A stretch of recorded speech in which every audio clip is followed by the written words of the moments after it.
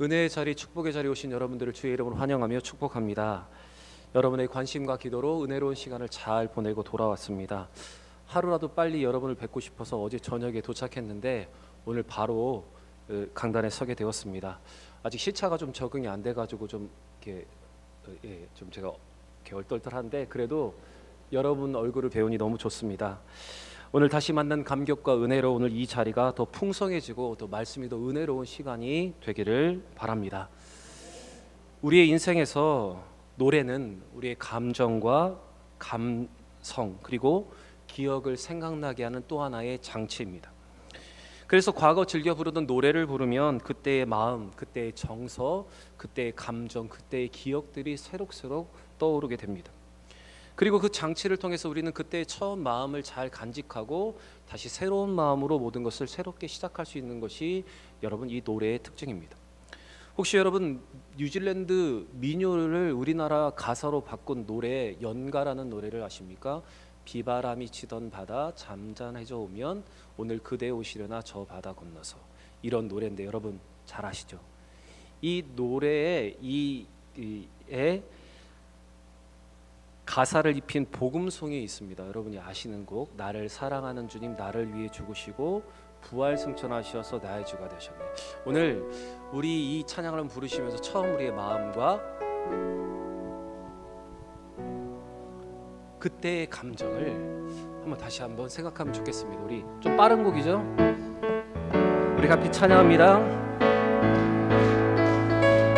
주님 나를 위해 죽으시고 부활 승천하시어서 나의 주가 나를 사랑하는 주님, 나를 사랑하는 주님 나를 위해 죽으시고 부활 승천하시어 나의 주가 되셨네. 나의 주가 되셔 주 오시면 천국에서 주 오시면 천국에서 주님과 살리라 영원토록. 주 오시면 천국에서 주님과 살리라 영원토록. 나를 사랑하는 주님, 나를 사랑하는 주 나의 목자 되시어서 나의 목자 되시어서 나를 항상 인도하 주만 따라가리라 주만 따라가리라. 나를 사랑하는 주님, 나를 사랑하는 주님 나의 목자 되시어서 나를 항상 인도하니 주만 따라가리라. 주 오시면 천국에서 주님과 살리라 영원토록. 주 오시면 천국에서 주님과 살리라 영원토록. 여러분 이 노래, 이 찬양에는 우리의 신앙 고백과 주님이 다시 오실 그때까지 우리가 어떤 믿음을 간직하겠다는 믿음의 고백이 담겨 있습니다. 어쩌면 이 찬양은 우리의 가장 기초적인 신앙의 고백이고 또한 우리의 처음 마음을 잘 간직하는 찬양이라 할 수 있습니다.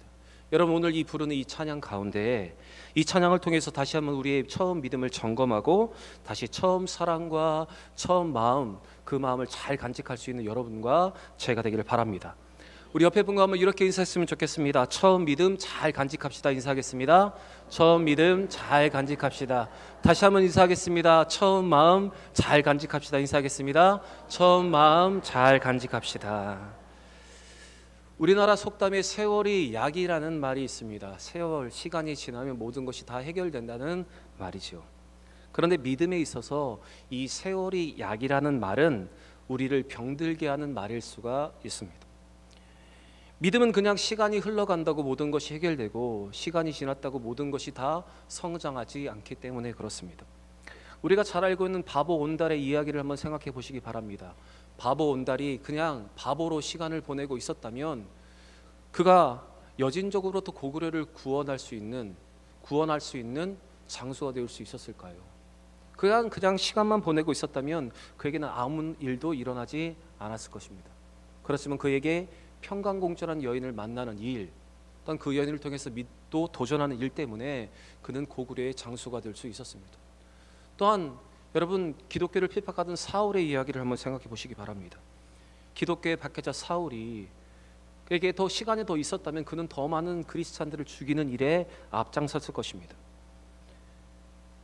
그런데 이 사울이 변화된 것은 바로 예수님을 만나는 일 때문이었고, 또한 그 변화를 온전히 자신의 삶으로 가져왔을 때 그는 예수 그리스도를 전하는 전도자 바울이 될 수가 있었습니다. 그냥 세월이 흐르면 시간이 지나면 우리의 신앙도 우리의 문제도 모든 것이 해결되겠지라고 우리가 생각한다면 여러분, 그것은 우리의 착각일 수 있습니다. 여러분, 우리의 믿음, 우리의 신앙의 성장을 하기를 원하신다면 우리에게 필요한 것은 시간이 아니라 바로 변화이며 믿음을 얻고자 하는 믿음의 도전이, 믿음의 행동이 여러분 우리에게 필요한 것입니다. 그래서 신앙은 연수를 자랑하기보다는 지금의 믿음의 열매, 내가 얼마나 믿음으로 도전하고 있나, 얼마나 믿음의 열매를 맺고 있는지, 여러분 그것이 더 중요한 것입니다. 로마서 10장 17절에 성경은 이렇게 기록합니다. 그러므로 믿음은 들음에서 나며 들음은 그리스도의 말씀으로 말미암느니라. 여러분, 우리가 신앙 성장하기를 원하신다면 여러분 말씀을 들어야 합니다. 주일 한 번 예배로 여러분 우리의 믿음이 성장하기는 어렵습니다. 그래서 매일매일 말씀으로, 또한 하나님의 말씀에 묻혀서 말씀으로 살아갈 때 우리는 신앙을 성장할 수 있게 되는 것입니다. 또한 로마서 10장 10절에도 이렇게 기록되어 있습니다. 사람이 마음으로 믿어 의에 이르고 입으로 시인하여 구원에 이른다. 그냥 우리의 신앙을 간직하고 있는 것, 여러분 그것도 중요하지만 우리의 입술로 신앙을 고백하고 매일매일 되새기면서 그렇게 살아갈 때 여러분 우리는 구원에 이르게 되고 우리의 신앙은 성장하게 되는 것입니다. 여러분, 우리가 믿음에 성장하기를 원한다면 우리는 믿음이 있어야 하고 또 믿음의 도전이 필요합니다. 세상에 공짜가 없듯이 믿음에도 공짜가 없습니다. 수많은 믿음의 사람들이 믿음의 성공자가 되고 또한 삶의 성공자가 될 수 있었던 것은 그들이 말씀을 깊이 묵상하고 하나님과 매일매일 동행하며 믿음으로 도전하는 삶을 살았기 때문입니다. 실패했지만 계속해서 일어나서 믿음으로 도전하는 그 믿음의 도전이 있었기 때문에 그들의 믿음이 빛날 수가 있었습니다. 저는 오늘 여러분에게 믿음으로 도전했고 입술로 고백해서 믿음의 성공자가 된 한 사람을 소개하려고 합니다. 예수님은 오병이의 역사를 이루신 후에 무리를 보내는 동안에 제자들에게 배를 타고 갈릴리 건너편으로 가게 하셨습니다. 그리고 예수님은 무리를 보내시고 따로 기도하러 산에 가셨습니다. 그런데 바다를 건너던 제자들에게 일이 생겼습니다. 갑자기 큰 풍랑이 일어나기 시작한 것입니다. 제자들은 이 풍랑을 이겨내려고 몇 시간째 노를 짓고 있었습니다. 아마 해가 있을 때부터 시작된 이 노젓는 일은 밤 사경 새벽 3시까지 계속되고 있었습니다. 이러한 제자들 향해 예수님은 그들을 구원하기 위해서 풍랑이는 바다 위를 걸어서 제자들에게 가십니다. 이것이 오늘 25절에 기록되어 있습니다. 그때 제자들의 반응은 26절에 기록된 것 같이 모두 다 유령이라 하며 무서워 떨고 있었습니다. 예수님은 놀란 제자들 향해 이렇게 말씀하십니다. 안심하라, 나니 두려워하지 말라, 이렇게 말씀하십니다. 그런데 이 음성을 들은 베드로는 곧바로 예수님께 이렇게 믿음으로 도전합니다. 만일 주님이시면 나를 명하사 무리로 오라 하십시오. 이것이 오늘 본문 28절의 기록인데 우리 28절의 말씀을 같이 한번 읽어보겠습니다. 베드로가 대답하여 이르되 주여, 만일 주님이시거든 나를 명하사 무리로 오라 하소서 하니. 다른 제자들은 예수님을 보고 유령이라 떨며 두려워하고 있는 그 순간에 베드로는 무리를 걸어오시는 그분이 예수님인 것을 확신했습니다. 그리고 그는 이렇게 믿음으로 도전합니다. 만일 주님이시면 나를 명하사 무리로 오라 하십시오. 나도 무리를 걷고 싶습니다. 다른 11명의 제자들은 육신의 눈으로 그분이 유령이라 하며 떨고 있을 때 이 베드로는 육신의 감각이 아닌 영적인 감각, 영적인 눈으로 예수님을 바라보았습니다. 베드로는 영적인 눈으로 그분이 예수님 것을 확신하고 믿음으로 이렇게 도전을 하고 있습니다. 다른 사람들이 육체의 감각을 사용하고 있을 때 영적인 감각으로 그는 주님을 알아보고 확신했습니다. 그래서 그는 이렇게 믿음으로 도전할 수가 있었습니다. 여러분 한번 생각해 보시기 바랍니다. 베드로도 다른 제자들처럼 똑같이 노를 젓고 있었습니다. 그리고 제자들 중에 맏형으로 또한 수제자로 다른 제자들을 독려하며 책임감을 가지고 그 일을 감당하기 때문에 그 또한 피곤했을 것입니다. 그뿐만 아니라 여전히 배 밖에는 풍랑이 일고 바람이 일고 있었습니다. 그렇지만 예수님을 알아본 그에게, 영적인 감각으로 예수님을 알아본 그에게 더 이상 이 파도와 바람이 문제가 되지 않았습니다. 그래서 그는 예수님께 이렇게 도전합니다. 주님이시면 나를 명하사 물 위로 오라 하십시오. 나도 물 위를 걷고 싶습니다. 주님처럼 걷고 싶습니다. 예수님 베드로의 믿음을 보시고 오라고 명하셨습니다. 그때 베드로는 배에서 내려 물 위를 걸어서 예수님께로 가는 그 능력과 그 기적을 경험하게 되었습니다. 영적인 감각으로 예수님을 알아보고 그 예수님을 확신하며 믿음으로 도전했을 때 그는 배에서 내려서 물 위를 걸어갈 수 있는 능력을 경험하게 되었습니다. 여러분 오늘 이 말씀을 집중해서 보시기 바랍니다. 베드로가 물 위를 걸을 수 있는 능력이 어디서부터 시작되었습니까? 무엇이 베드로를 물 위로 걸어갈 수 있게 한 것입니까? 그것은 바로 그가 육체적인 감각을 사용하지 않고 영적인 감각으로 예수님을 바라보고 알아보고 확신했기 때문입니다. 예수님에 대한 확신, 예수님에 대한 믿음이 있었기 때문에 그 믿음이 도전으로 이어졌고, 믿음의 도전은 물 위를 걸어서 예수님께 갈 수 있는 능력과 기적으로 열매 맺게 되었습니다. 여러분 우리도 신앙 성장하기를 원하신다면, 믿음으로 도전하기를 원하신다면 예수님을 바라볼 수 있는 영적인 감각, 그리고 예수님에 대한 확신, 그리고 예수님 나와 함께 하신 모든 걸 살 수 있다는 이 믿음이 여러분 우리에게 필요합니다. 우리는 치열한 삶의 현장 속에서 살아가다 보니까 언제부터인지 영적인 감각을 사용하기보다는 육적인 감각을 더 사용할 때가 많이 있습니다. 우리의 경험과 상식으로 인해서 모든 것으로 육신의 눈으로 바라보고 판단할 때가 있습니다. 그래서 믿음의 눈으로 보지 못하고 믿음으로 도전하지 못하는 경우가 있습니다. 그러나 여러분 우리는 믿음의 사람입니다. 우리는 영적인 사람입니다. 그렇게 되면 믿음의 도전, 이 역사를 경험하기 위해서는 우리는 영적인 더 감각을 사용할 수가 있어야 합니다. 모든 것이 불가능하고 막혀있는 것 같지만 살아계시고 역사하시는 하나님, 우리 주 예수 그리스도 안에서 모든 것을 할 수 있다는 그 확신과 영적인 감각이 여러분 우리에게 필요한 것입니다. 여러분 이것이 우리에게 있는 믿음 아닙니까? 우리가 세상 사람들과 다른 차이점이 바로 이것 아닙니까? 우리에겐 영적인 감각이 있고, 우리에겐 영적인 믿음이 있고, 믿음으로 구할 때 모든 것이 이루어진다는 확신 여러분 있는 것, 그것이 우리에게 있는 특징 아닙니까? 여러분 다시 한번 여러분 가운데 있는 이 영적인 감각들을 다시 한번 되새길 수 있기를 바랍니다. 우리가 예수 믿는다고 하지만 아직도 육체적인 감각을 가지고 살아가고 있다면 다시 한번 이 영적인 감각들을 다시 한번 개발하고 우리 가운데 있는 이 영적인 감각들로 다시 한번 예수님을 바라보고 믿음으로 도전할 수 있는 여러분과 제가 되기를 바랍니다. 그래서 우리도 베드로와 같이 만일 주님이시면 나를 명하사 물 위로 오라 하십시오. 나도 물 위를 걷고 싶습니다. 이렇게 믿음으로 도전할 수 있는 그런 삶을 살기를 원합니다. 마태복음 11장 12절에 성경은 이렇게 기록하고 있습니다. 우리 같이 한번 읽어보겠습니다. 세례 요한의 때부터 지금까지 천국은 침노를 당하나니 침노하는 자는 빼앗느니라. 천국은 침노하는 자들의 것이다. 성경은 우리에게 이렇게 말하고 있습니다. 믿음으로 도전하는 자, 영적인 감각을 가지고 확신하며 믿음으로 고백하는 자, 입술의 고백이 믿음으로 이어지는 자들에게 천국이 열려있다. 성경은 우리에게 이렇게 말하고 있습니다. 여러분 오늘 이 베드로의 모습과 같이 다시 한번 영적인 감각을 활용하고 예수님을 확신하고 믿음으로 도전할 수 있는 여러분과 제가 되기를 바라고, 베드로 같은 확신, 베드로 같은 믿음, 또한 베드로 같은 믿음의 도전을 통해서 하나님의 기이하고 놀라운 그 역사를 경험할 수 있는, 기적을 경험할 수 있는 여러분과 제가 되기를 바랍니다. 그런데 오늘 본문에서 우리가 중요하게 보아야 할 것이 있습니다.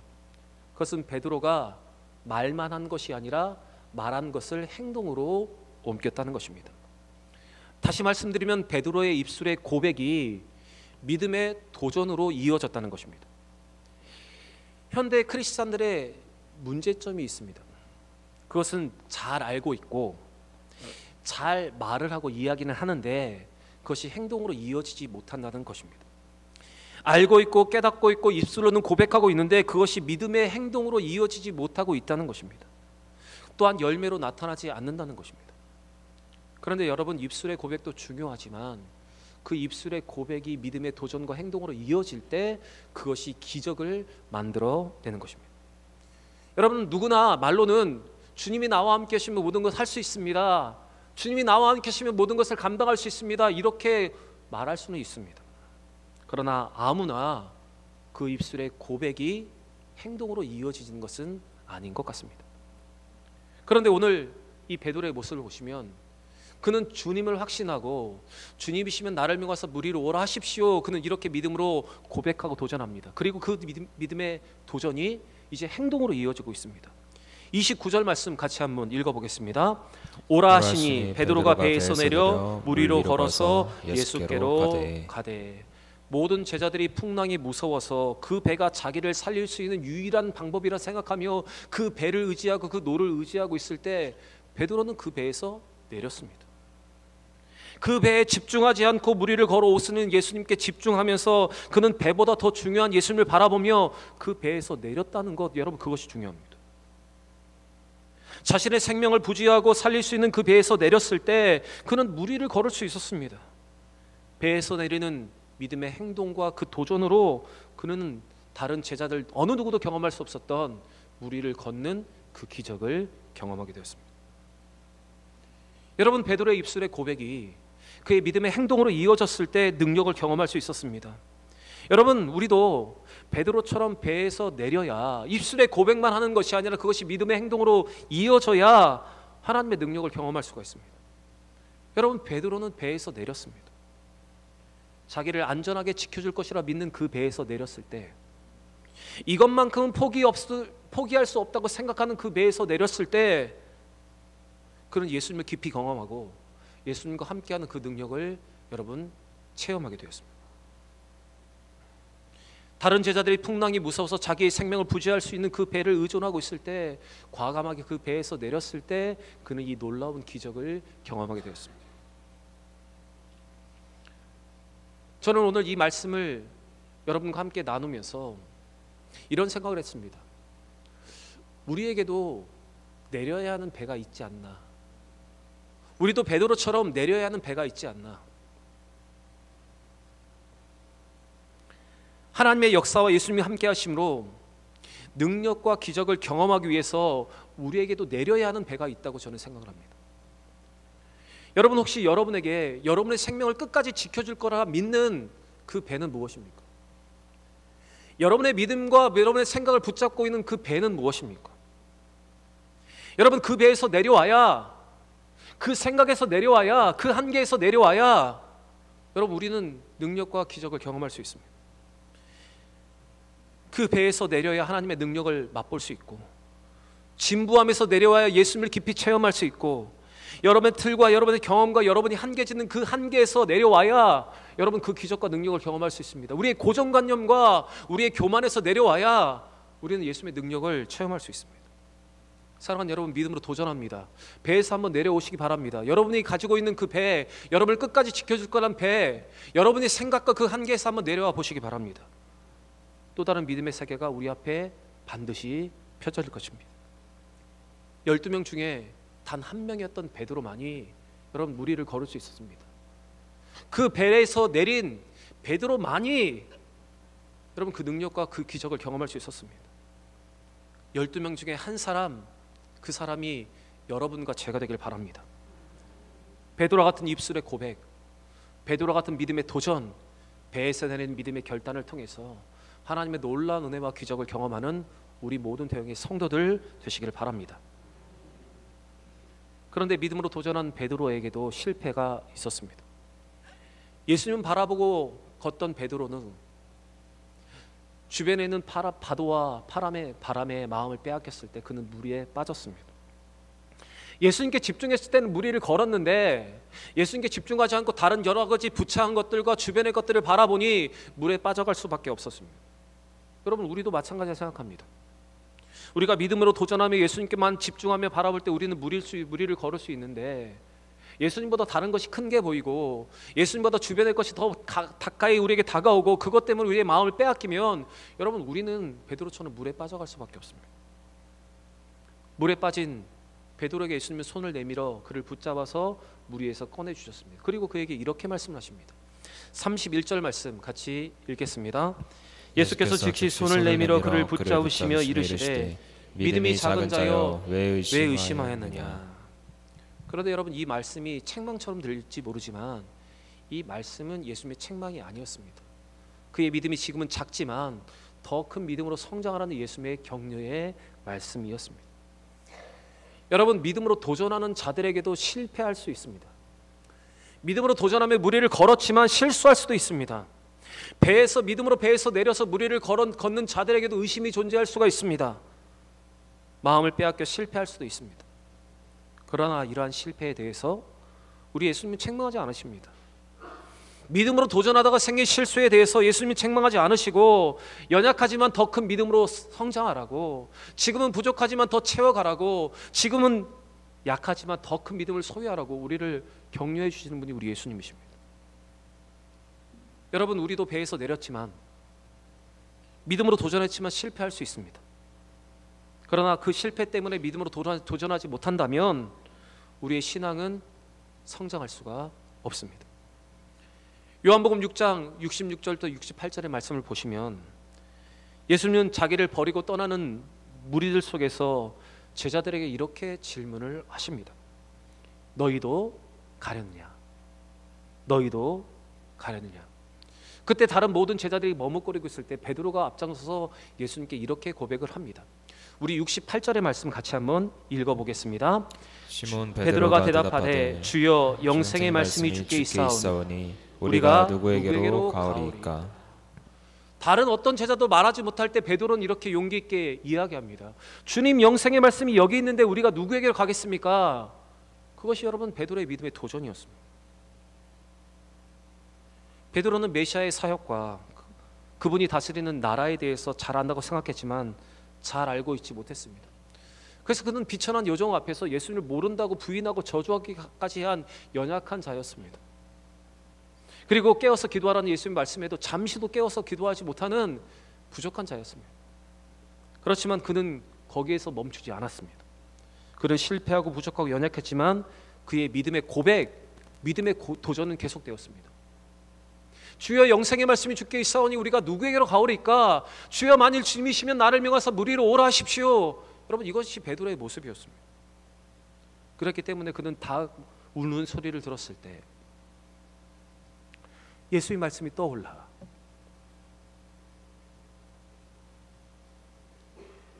그 자리에서 회개하였고 또한 기도하며 다시 돌아갔던 사람이 베드로입니다. 십자가의 부활의 의미를 제대로 알지 못했지만 빈 문덤을 향해서 열정 있게 달려가는 제자가 바로 베드로였습니다.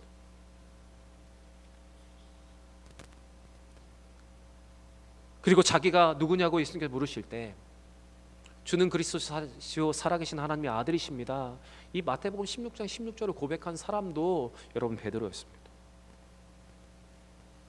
그의 믿음의 열정과 도전은 계속 그를 주님의 말씀 앞에서 자라나게 한 사실을 여러분 우리는 잊지 않아야 합니다.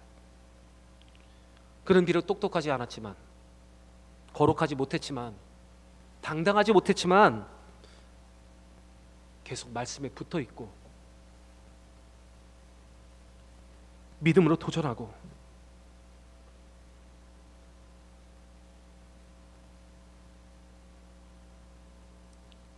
믿음으로 고백하였기 때문에 그는 성장하는 믿음의 사람이 될 수 있었습니다. 결국 그의 믿음의 고백이 그에게 축복이었고 그의 믿음의 도전이 그에게는 능력이 됐다는 사실을 여러분 우리는 잊지 않아야 합니다. 사랑하는 여러분, 우리도 베드로처럼 실수하고 실패하지만 우리가 계속해서 주님께 붙어있고 계속해서 믿음으로 고백하며 믿음으로 도전한다면 여러분 우리도 이 베드로와 같은 신앙의 성장을 이룰 수 있다는 사실을 기억하기를 바랍니다. 실패할 수 있습니다. 실수할 수도 있습니다. 그러나 믿음의 고백과 도전은 계속 되어야 합니다. 영생의 말씀에 끝까지 붙어 있었던 베드로, 그에게 드디어 놀라운 변화와 기적이 일어나기 시작했습니다. 믿음으로 계속해서 도전하며 살았던 그에게 이 능력이 나타나기 시작했습니다. 배에서 내려 보았던 그 능력을 경험했던 베드로에게 이제 예수님이 함께 하시지 않는데도 능력이 나타나기 시작했습니다. 어부였던 베드로가 설교를 했는데 3,000명의 사람들이 어찌할꼬 가슴을 치면서 회개하는 역사가 일어나기 시작했습니다. 성전 미문에 앉아있던 안징뱅이가 예수의 이름으로 이렇게 세우는 능력이 베드로에게 나타나게 되었습니다.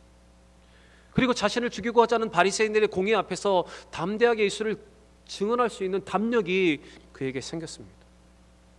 십자가를 거꾸로 달려서 죽기까지 그는 예수님을 따라가는 믿음의 제자가 되었습니다. 여러분, 오늘 이 말씀을 잘 보시기 바랍니다.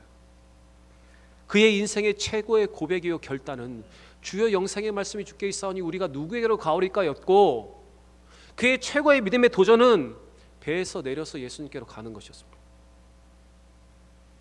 여러분, 말씀과 함께하고 그 말씀을 끝까지 붙잡고 또 베드로가 누릴 수 있었던 그 능력과 기적, 그 기적을 우리 모두도 함께 누리기를 원합니다. 바로 베드로의 고백과 베드로의 믿음의 도전이 우리의 믿음의 고백이요 도전이 되어서 베드로가 누렸던 그 능력을 경험할 수 있는 우리 모든 대형의 성도들 되기를 원합니다. 여러분, 그냥 세월을 그냥 보내는 것은 우리에게 유익이 되지 않습니다. 예수님에 대한 확신과 말씀에 대한 확신이 없으면 우리의 신앙은 성장할 수가 없습니다. 믿음의 도전과 믿음의 실천 없이는 하나님의 능력과 예수님이 함께 하시는 그 기적을 경험할 수가 없습니다. 자신의 생각과 고정관념과 자신이 지킬 수 있다고 믿는 모든 것에서 내리지 않으면 우리는 새로운 세계를 맛볼 수가 없습니다. 여러분, 예수님에 대한 베드로의 확신, 이 베드로의 고백, 배에서 내리는 믿음의 도전이 여러분과 저에게도 있기를 바랍니다. 모든 사람들이, 세상의 모든 사람들이 이렇게 말합니다. 더 이상 예수의 이름에 기적이 없다. 더 이상 예수의 이름으로 능력이 나타나지 않는다. 교회가 소망이 있냐? 이렇게 말할 때 믿음의 중심을 잘 잡고 오늘 베드로와 같은 믿음의 고백, 믿음의 도전, 또한 계속된 믿음의 열정을 통해서 성령으로 충만하며 능력으로 충만한 이 험난한 이 세상과 어두운 이 세상의 빛으로 살아갈 수 있는 여러분과 저의 삶이 되시기를 우리 구주 예수의 이름으로 간절히 축원합니다.